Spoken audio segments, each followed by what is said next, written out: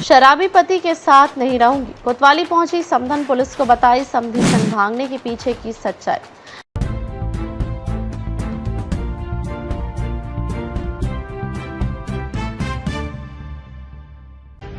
उत्तर प्रदेश के अलीगढ़ में फरार हुए दामाद और सास की खबर लगातार सुर्खियों में बनी हुई थी।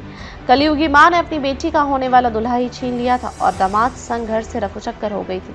बुधवार को जब 10 दिन बाद भागी इस जोड़ी को बिहार में नेपाल बॉर्डर से पुलिस ने पकड़ लिया तो लगा जैसे इस लव स्टोरी का दी एंड हो गया, मगर अब पुलिस ने छोड़ दिया और ये अपनी मर्जी से अब जहां चाहे रह सकते हैं। वहीं अब बदायूं से एक चौंकाने वाला मामला सामने आया है। यहाँ पर भी प्यार के लिए एक बार फिर रिश्तों की मर्यादा को तार तार करके रख दिया। यहाँ एक माँ का दिल अपनी ही बेटी के ससुर पर आ गया और समधी समधन रफूचक्कर हो गए।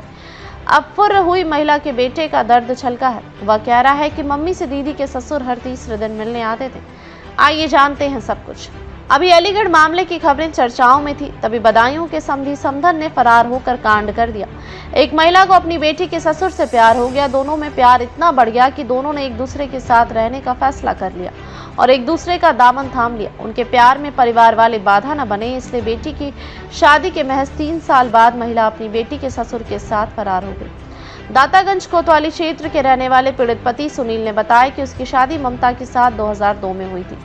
2 बेटे और 2 बेटियां हैं। बड़ी बेटी की शादी 2002 में बदायूं सदर कोतवाली क्षेत्र के रहने वाले शैलेंद्र के बेटे के साथ की थी।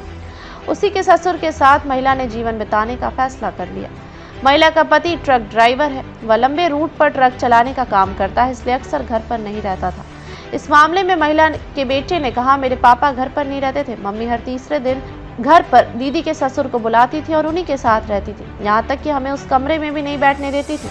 हम लोगों को दूसरे कमरे में भेज दिया जाता था। एक दिन उन्होंने दीदी के ससुर को बुलाया और उनके साथ एक टेम्पो में बैठकर चली गई। वहीं पति ने पुलिस में शिकायत दी है कि उसकी पत्नी को वह समय समय पर पैसे भेजता था। बेटी के ससुर मेरे समधी को बुलाती थी और उसके साथ रंगरलियां मनाती थी। अब घर में रखा सारा जेवर और रुपए लेकर फरार हो गई।